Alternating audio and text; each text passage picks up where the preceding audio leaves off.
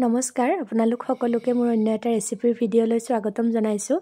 আজি আপোনালোকৰ মাজলৈ লৈ আহিছোঁ পনৌনুৱা শাকৰে বনোৱা পাৰ মাংসৰ এটা ধুনীয়া ৰেচিপি। আহকচোন মই এই শাকবিধেৰে কেনেকৈ পাৰ মাংস ইমান টেষ্টিকৈ বনালোঁ চাওঁ। এয়া পনৌনুৱা শাক লৈছোঁ কেইডালমান, বহুত বেছি ল'ব নালাগে। পনৌনুৱা শাক কিডনীৰ বাবে বহুতেই উপকাৰী নহয়নে। আৰু এয়া পাৰ মাংস লৈছোঁ, 1 পোৱা পাৰ মাংস। আৰু এয়া মছলাৰ বাবে আদা, নহৰু, জিৰা আৰু এয়া শুকান জলকীয়া। এই আদা, নহৰু আৰু জিৰা, শুকান জলকীয়া গোটেইখিনি মই মিক্সিত পেষ্ট কৰি ল'লোঁ। ইমান পেষ্ট কৰি ল'লেই হ'ল। এয়া গোটা ভাৱটো অকণমান থাকিব লাগিব। আৰু গোটেইখিনি মই মাংসত এড কৰি ল'লোঁ। আৰু এটা মিডিয়াম চাইজৰ পিঁয়াজ সৰু সৰুকৈ কাটি ল'লোঁ। আৰু পিঁয়াজখিনিও মই ইয়াত এড কৰিলোঁ। আৰু তেজপাত এটা দিলোঁ, মিঠাতেল অলপ দিলোঁ আৰু নিমখ আৰু হালধি পাউডাৰ পৰিমাণ অনুযায়ী দিলোঁ। এতিয়া এটা কেৰাহী গৰম হ'বলৈ দি তেল দিলোঁ, মিঠাতেল, আৰু ইয়াতে দিলোঁ গোটা জিৰা আৰু এটা পিঁয়াজ সৰু সৰুকৈ কাটি মই দি দিলোঁ। এয়া তেল বেছি ইয়াত এড কৰিব নালাগে। আৰু এতিয়া মই মাংসখিনি ইয়াতে দি দিলোঁ আৰু ধুনীয়াকৈ মিক্স কৰি দিলোঁ। মিডিয়াম ফ্লেমত গোটেই মাংসখিনি মই 2 মিনিটমান ভাজি থাকিলোঁ।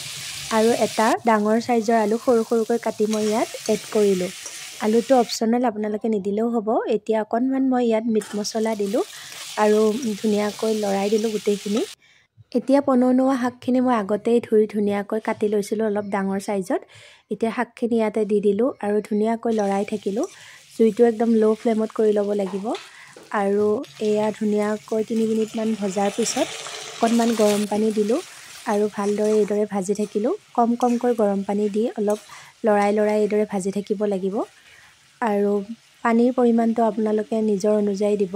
মই যিহেতু পাৰ মাংস বনাইছোঁ, পাৰ মাংসৰ জোল খাই ভালেই লাগে নহয়নে, সেয়েহে মই অলপ জোল কৰিলোঁ।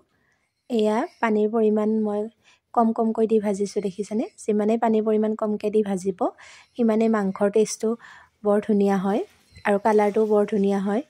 মই ইয়াতে বহুত বেছি মছলা ইউজ কৰা নাই, কিন্তু কালাৰটো দেখি চাগে গমেই পাইছে কিমান ধুনীয়া হৈছে। এতিয়া মই পৰিমাণ অনুযায়ী পানী দি ল'লোঁ আৰু জুই ফ্লেমটো বেছি কৰি দি মই উতলিবলৈ দিলোঁ। প্ৰায় 6-7 মিনিট উতল অহাৰ পিছত মই এতিয়া গৰম মছলা ইয়াত এড কৰিলোঁ, ইলাচি আৰু ডালচেনি।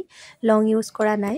এই গোটেইখিনি মছলা অলপ খুন্দি লৈ মই ইয়াত দি দিম আৰু অলপ উতল আহিবলৈ দিম। এয়া মোৰ মাংস প্ৰায় ৰেডিয়ে হৈ গ'ল। বহুত বেছি টাইম নালাগে, প্ৰায় 10 মিনিটমান সময়ত মাংসৰ তৰকাৰীখন ৰেডি হৈ গ'ল। এয়া খাব পৰা হৈ গ'ল। দেখি গমেই পাইছে চাগে, খুবেই টেষ্টি হৈছে। আৰু এইখন মোৰ আজিৰ থালিখন। আজিলৈ আহিছোঁ। যদি ভিডিঅ'টো ভাল লাগিছে লাইক কৰিব আৰু মোৰ চেনেলটো ছাবস্ক্ৰাইব কৰিব।